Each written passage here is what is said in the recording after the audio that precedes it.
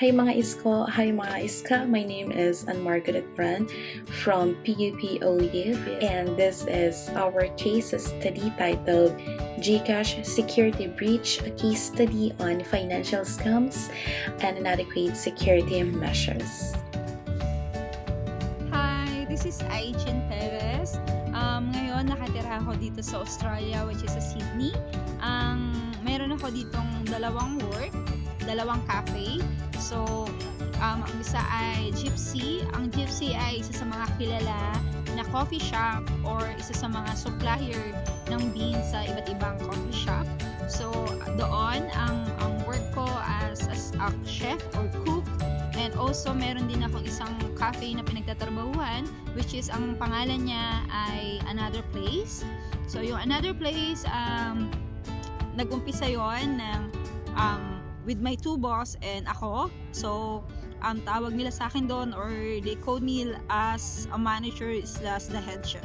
So, ang isa sa mga ginagawa ko doon, nagkukook at nagpe-prep, then also nag-i-inventory. So, at isa rin sa mga nag-a-assign ng mga gagawin ng mga kasama ko sa kitchen. So, that's it. Hi mga isko, hi mga iska. My name is Margaret and from BS Entrepreneurship Week and welcome in Caloocan City. And I'm currently a virtual assistant and I'm working directly to the city. That's it, thank you. Hi Glee, good afternoon. I'm Jhonder. I'd like to ask lang, what do you think GCash can improve or do better for its consumer? So I am Glian, one of the GCash user here in the Philippines. For me, siguro yung one thing I wanted GCash to improve is yung transaction monitoring niya. Kasi as a consumer, gusto namin ma-monitor yung every transaction namin. And then, na-notice ko sa GCash is, hindi siya talaga, kumbaga, updated yung monitoring niya. And then, sana kung pwedeng i-expand yung date ng monitoring for yearly para makita namin or ma-monitor namin every transaction na nagagawa namin and every cash in and cash out na nagagawa ng GCash sa every transaction namin. Okay, thank you. Hi Arian, I'm Jhonder. I would like to ask lang, what do you think GCash can improve or do better for its consumer? Hi Sam, good afternoon. I'm Arian, si Maman, one of the GCash user here in the Philippines. In terms of security, gusto ko lang i-recommend or i-suggest na magkaroon yung GCash ng parang software na mag-i-strengthen sa authorization ng GCash, which is, it is good na meron na tayong biometric, face recognition, and yung pagsisend ng OTP message when the users will send the money, or sender and receiver na nagkakaroon sila ng parang authentication. So, yun lang. Pero nagkakaroon pa rin kasi ng issue or nahahack yung system ng GCash, which is yun yung kailangan i-improve ng GCash, na magkaroon kayo ng software or tool to strengthen your authentication. And that's it. Thank you. Thank you. Hello, I'm back. My name is Marga, and today we will be discussing the GCash Security Breach, a case study on financial scams and inadequate security measures. Right now, financial scams are growing in digital age. Kaliwat kanan yung mga scams na naririnig natin, and sometimes we experience it too. With this one, we believe that in a wide range of scams that is being utilized by fraudsters to steal money from individuals and even large firms. So with that, we will check the financial sectors and institutions that also experiencing that. So, grabe, di ba? Parang, hala, ang lalaking companies na nito, or these individuals has connections and still they are being scams or having frauds on their personal or business accounts. So with this case study, we will be able to know more about why it happened, how it happened, who are involved, and others. So just stay tuned. So yeah. Financial sectors, institutions are also equally vulnerable with these scams, which causes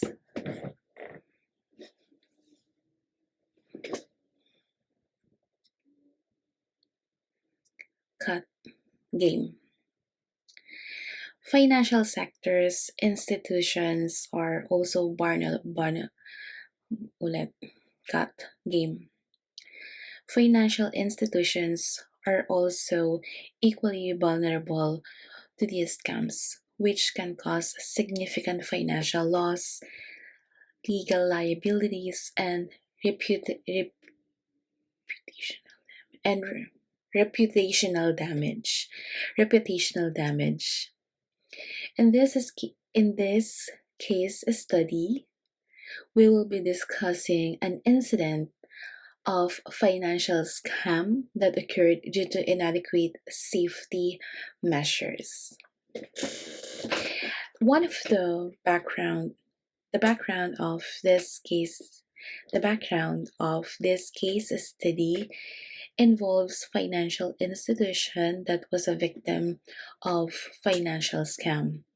The institution was successful regional that had a reputation for providing reliable and secure banking services. However, bank staff lacked proper security measures and their system defenses were inadequate, rendering their clients vulnerability to cyber attacks. So, dito na pumapasok yung which is GCASH. The bank had previously experienced several scale security breaches, but none was significant as one they encountered by this incident. And we have multiple examples of the breach as we go along the videos. We have survey different type of people in the industry, different industries, different type of okay, cut.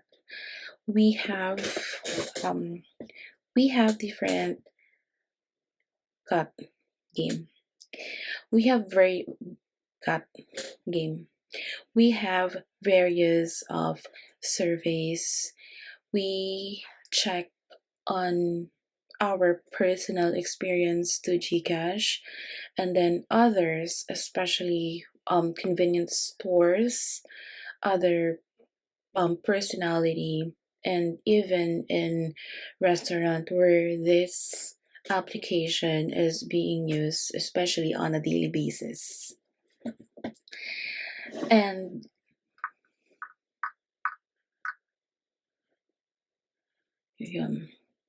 so other thing is that nowadays fraudsters or scammers are smart enough to mask their IP addresses, making nearly impossible for bank or GCash cybersecurity team to detect and stop attack before it was too late.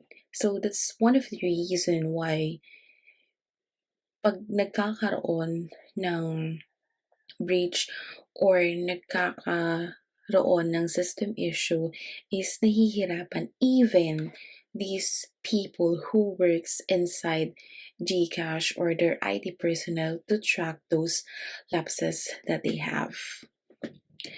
And then another one is the GCash cybersecurity experts are suspected that the hackers were using combination of social engineering and phishing attacks to bypass the bank's security measures and infiltrate system successfully.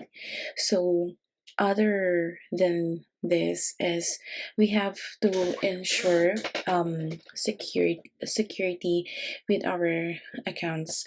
Kaya whenever we have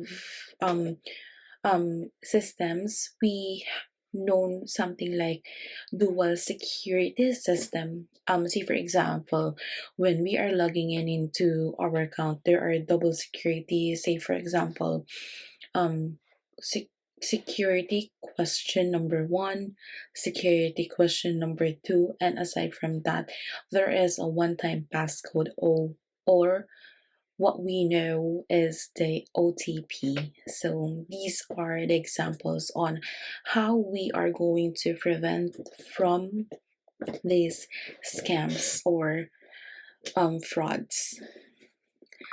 And another thing is, and we and the aftermath, the GCash management was left stunned and embarrassed as a result of the cyber attack.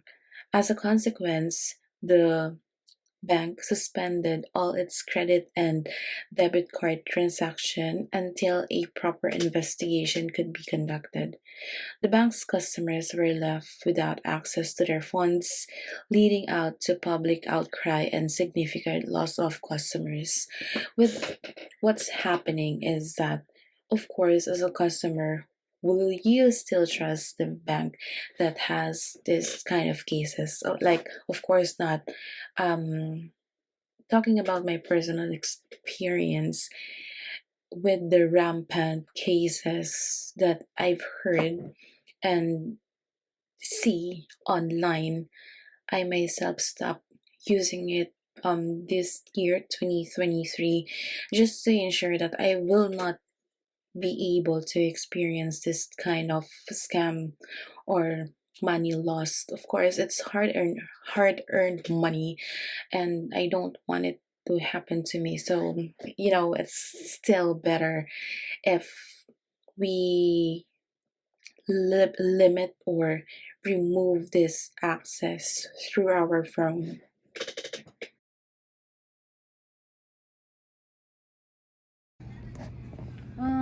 Ako lang ba na naka-experience ng bigla-biglang may nagsasend ng na naghumihingi ng OTP sa GCash? Kasi one time kasi may humihingi sa akin or nag-text sa GCash account ko na naghumihingi ng OTP para daw ma-open yung account ko. At akala ko kasi trusted kasi galing sa GCash eh. Kaya binigay ko yung OTP ko. Nabawasan po yung yung account. Di ko po alam kung paano po yung mariretrieve kasi po sa GCash po kasi galing yun. And paano po ba yung solve or mababawi ko pa po ba yung perang nakuha sa akin? So yung script na Sir, tingnan mo to, sir. I'm having trouble kasi with my GCash. Parang for these past few months, ganito na yung na-experience ko sa GCash ko. Then, I have to file the ticket pa para ma-process yung concern ko. Then, other than that, eto rin, na-experience ko din siya na pag kailangan kong gumawa ng transaction or mag-login, biglang nagda-down yung system. Hindi ko rin alam kung bakit. Then yun, ganito, pagka magla-login ako, minsan sasabihin ng GCash may mali daw or nag-down yung system. So sana magawan din ng GCash ng paraan yung ganitong klaseng issue kasi hassle para sa aming mga end user. For GCASH vision, it's become the leading mobile payment platform, providing secure and convenient financial services to the empower individuals, and businesses in their digital transactions. GCASH's mission is to simplify and enhance the way the people transact. By offering innovative and exclusive financial solution, their mission also included promoting financial inclusions, the economic growth, and improving the overflow of well-being of its users. Goals: first, facilitate seamless and secure digital transaction for individuals and businesses. Second, promote financial inclusion by providing access to financial services to underserved population. Third, build trust and confidence among users through robust security measures. Fourth, drive economic growth by enabling the adoption of digital payment.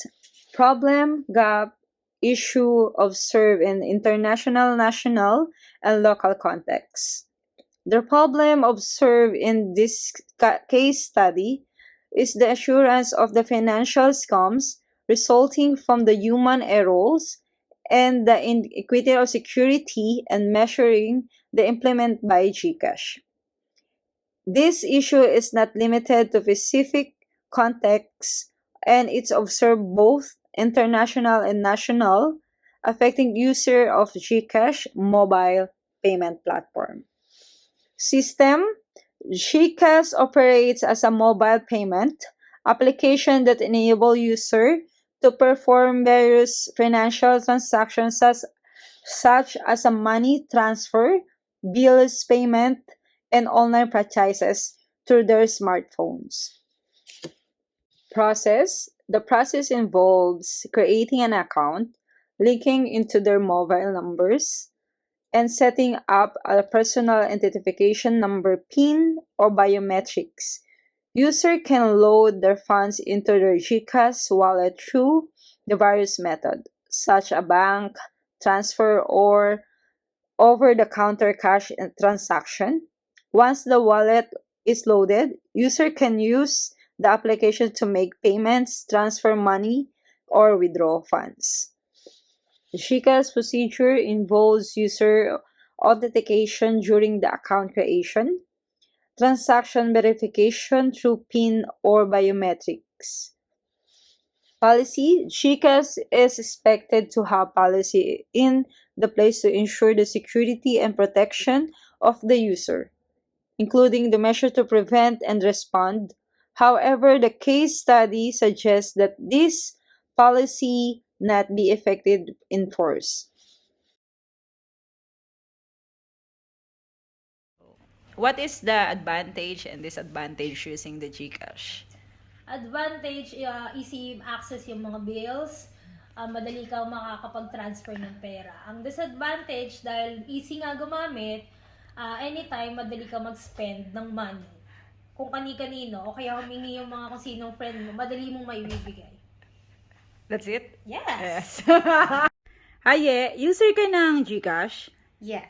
So, ano yung disadvantage para sa'yo gamit ang GCash? Disadvantage is when you lose internet connection or pag nag-offline yung mismong GCash app, hindi mo na siya magamit. So, ano naman yung advantage sa'yo? Advantages is I can already pay and settle bills and do money transfers very conveniently. Okay. That's it. Thank you. Hi, good morning. So I'm here to report and roll out the strategic management case study for GCash security breach. A case study on financial scams and inadequate security measures. So for description of the situation, first, what happened in this case study, of course, we examine an incident involving a series of financial scam facilitated through the GCash mobile application. Of course, as we know, many individuals have fallen victim to these scams, resulting in loss of their hard money. The primary issue at hand is the lack of sufficient security measures implemented by GCash to protect its users from fraudulent activities. So during the pandemic, there's a lot of problem arise when logging in GCash. Some need to file a ticket and yung iba naman need to check and make sure that the OTP has been received by the end user to make sure na sila talaga yung nag-login. So who are involved? Of course, the individuals directly involved in this case are the victims of the financial scams and the perpetrators who exploit the vulnerabilities within the GCash system. So GCash, the mobile payment application, is also implicated as it failed to take appropriate steps to strengthen and extend the security measure of its platform. So yung mga involved dito, all of us naman are involved, especially those people na na-experience yung mga trouble during logging in and yung mga na-scams, yung mga nagpo-post sa social media. And when has it happened? So the series of scams and associated security breaches have been occurring over an extended period spanning from January 2022 last year until May 2023. And the incidents have been reported by multiple victims across different regions, suggesting a widespread issue. So as we check online, if we're going to if we're going to check the series of scams online, there is a lot of people na nagsasabing na scam sila because of the OTP na hindi naman nila na-receive, na transfer yung money or yung pera sa different people. So ayun talaga yung pinaka-issue sa GCash ngayon. So where had it happened? So the financial scams associated with GCash have taken place in various locations within the country where the application is available. The specific locations affected by these incidents include major cities and provinces throughout the country. So eto naman, different locations naman ito nangyayari. So nalalaman na lang ng mga tao na may na-scam pag nag-post na sa social media. And yung mga nagpo-post talaga namang may mga screenshot sila na hindi sila nag-login pero naka-receive ng OTP, and minsan naman may tumatawag sila na need nilang ibigay yung OTP to check yung to get information and makalagin sila sa GCash ng victim. So how has it happened? So the scams executed through a combination of social engineering techniques, sometimes phishing attempts and account hijacking. The perpetrators often target GCash users through fraudulent calls, like what I said earlier, text messages or emails, posing as GCash representatives or other trusted entities by manipulating victims into revealing their personal information, login credentials, or by convincing them to install malicious software. The scammers gain unauthorized access to the victims' GCash accounts. Once in control, they initiate unauthorized transactions or transfer funds to their own accounts, leading to financial losses for their victims. So like what I mentioned earlier, minsan talaga ang ginagawa nilang pag-hack or pag-scam is by calling the victims by calling the victims to get the OTP or the OTP ay yung pinaka-importanteng factor para maka-login ka sa GCash mo, or one-time password. And so maraming tao ang nabiktima na ng scam, lalo na pag phishing attempts lang. Siguro hindi sila aware na bawal ibigay or yung OTP sa ibang tao. Pero ngayon, yung ginagawa siguro ng GCash, talagang patuloy naman ang pag-send out nila or sent out ng email or ng text na hindi sila nanghihingi ng OTP kahit sinong user or end user nito. So, ayun, siguro advice lang sa mga na-victim na or possible ma-victim na talagang doble ang pag-iingat natin lalo na sa pagbibigay ng mga importanteng information and sa pagbigay din siguro ng OTP sa hindi mo namang kilalang tao or stranger. And make sure din na talagang ikaw lang ang nakakaalam or siguro parents mo or one of your family member na nakakaalam ng password mo para if ever kung ano man mangyari, alam nila yung password ng GCash mo. So, ayun, that's it for... With GCASH, we have to identify the non-compliance to principles learned in this course. So first is the case study highlights non-compliance with principles learned in strategic management, particularly in the area of security management. GCASH failure to adequately strengthen and extend security measure represents a non-compliance with principle of risk management and responsibility to protect user data and funds. Because first of all, if they are compliant into what the system needs, there will be no reports or there will be no cases of fraud and there will be no cases such as scams. And second is and in related literature, existing literature on financial scams or inadequate security measures in mobile payment platforms can be provide insights into the problem and principles that explain it. Studies on cybersecurity, fraud prevention, and customer trust in digital financial system can be valuable in understanding challenges faced by GCash and industry as a whole.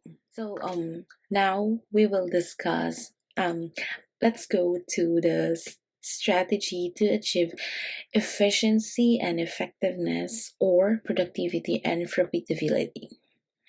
First is how are we going to achieve efficiency, effectiveness, and profitability that GCash should consider.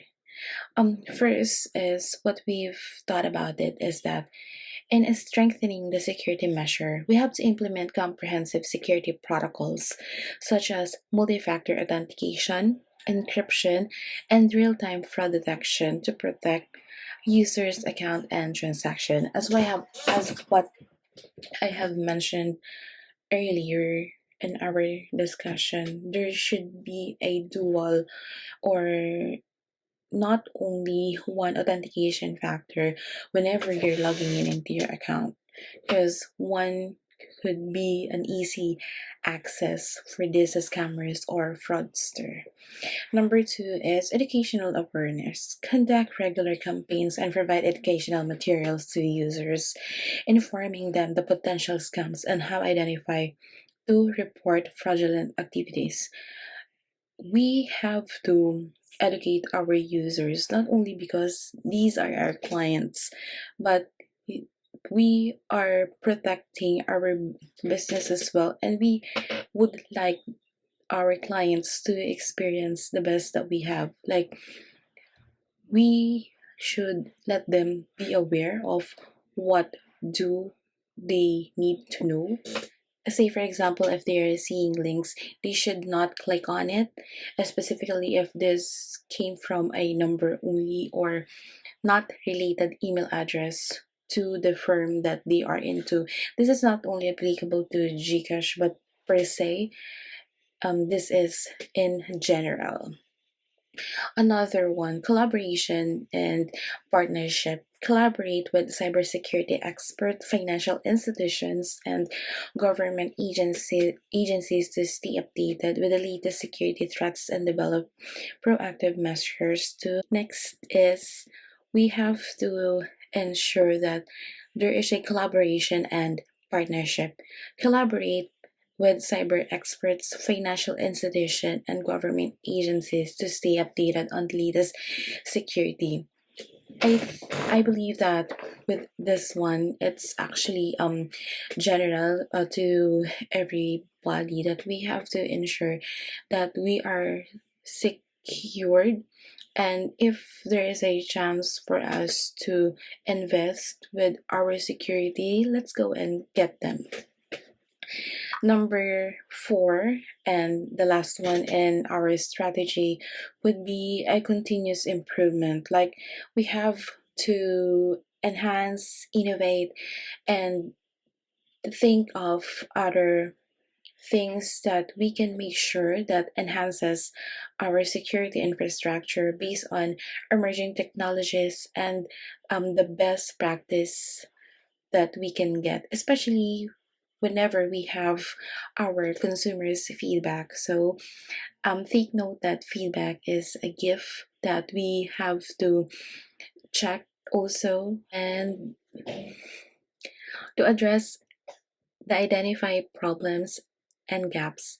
GCASH should consider the following recommendations aligned with the mission, vision, and the company's goal. Number one is we have to strengthen the security measure. We have to invest in advanced security technologies and implement multi factor authentication, encryption, and real time fraud detection system to protect users' account transaction. When we say encryption, it's like when we are putting information into the system, once we submit it or once we click enter, it automatically removes all of the information. So say for example, if I log into my phone and then I put in my credit card information, the next transaction that I will use my credit card, I have to put it manually because the previous one, the previous one that I've saved there can't be saved because of the encrypted system that I've used. So that's it. Number two is enhance user education. This is very basic, but we have to ensure that we are being understood because we have to develop comprehensive educational campaigns. Say for example, we have different type of learners. So are they a visual learner? Are they looking into like reading materials? So right now we can have like commercial on how to use it or post in social media, since people nowadays are more on social media. So we could reach our audience in a wider um we can reach our audience in a wider perspective. Number three is robust incident response. We have to establish a well defined incident response to plan promptly to address security breaches. This incident response. Establish a well defined incident response plan to promptly address security breaches and investigate fraudulent activities and address it in a timely manner. Because, see, for example, if I use Gcash now and there is a missing transaction and it's not my fault, it's the system, we have to have a timely manner on how are we going to report it, when am I going to get the response as a client, and what is the turnaround time for my money to return on my account. So there should be a specific timeline on that, because as a customer I should know and when will I be able to get my money back. And then collaboration and partnership. This one, collaborate with cybersecurity expert, financial institution, and relevant government agencies. Say, for example, GCASH should partner into larger firm such as Bangko Sentral ng Pilipinas. So, with that, we can ensure that our money is safe because there is a they could collaborate into Bangko Sentral ng Pilipinas because it has a third party that protects our money. There, we can have our first step in making sure that we are progressing and we can use it as our tool in our innovation or our study. Sir, do you accept GCash for payment? Yes po. And then, ano po yung disadvantage ng GCash? Sa disadvantage ng ng GCash, minsan matagal. Minsan nag-ano siya, yung anong tawag nito. Minsan hindi tinatanggap. Lalo na pag, minsan kasi merong yung GCash tapos sa G-Credit. Sa G-Credit, hindi talaga gumagana yung Tapos, pangalawa, yun nga, nakakabagal din yung transaction. Thank you po. Hello po. Do you accept GCash for transaction? Yes po. For online payment. And then, what are the disadvantage of accepting online payment? For disadvantage, sometimes nag-gan siya, loloko. Then, minsan no internet, hindi nakakapag-bayad yung customer because no cash. Wala siyang cash. Okay. Sige po. Thank you. Nice to meet you. About my experience using GCash, ang advantage niya ay nakakapagbayad ka na ng bills through GCash na hindi mo na kailangan pumila or pumunta sa bayad center. Also, hindi mo na rin kailangan pumunta sa mga offices like Meralco or ng Maynilad. And kahit sa yung mga government fee, especially like SSS, so PhilHealth, magagamit mo na or makakapagbayad ka na gamit ang GCash. Ang pangalawa ay isa sa mga kinagandahan nito, dati pumupunta tayo sa tindahan or saan sa mga pwedeng magpa-load. Ngayon, pwede mo nang gamitin, basta may account ka lang sa GCash, pwede mo nang gamitin yon para maloadan yung SIM card mo. Yun din yung ginagamit ng iba para mag-send ng money or ng pera sa mga taong kailangan sendan. So, like, especially kapag may mga emergency kasi until now mahirap pa rin mag-open ng bangko, so lalo na kung wala kang mga valid ID. So kaya ito, dahil sa GCash, even isa lang yung ID mo, pwede ka makapaggawa ng account. Ang disadvantage lang niya na na-experience ko as a user, dahil nandito ako ngayon sa Australia, isa sa mga disadvantage niya is yung SIM card mo kapag hindi naka-roaming, ang minsan ang nangyayari, hindi mo ma-open yung GCash mo or hindi ka makakapag-send kaagad ng malaking amount dahil kailangan ng OTP. So, kapag hindi naka-roaming, hindi ka nakaka-receive ng OTP. Sana ma-improve nila yung bagay na yon na pwedeng gamitin ang Gmail or ang email para makakuha ng OTP. In addition, this case study reveals that the lack of inadequate security measures and occurrence on financial scams have resulted in significant of financial losses of GCash users. The company's non-compliance with security principles and its failure to address growing threats of fraud pose risk to the user's trust and reputation. Thank you mga iska. I hope you've learned something from our video and this case study. Maraming salamat.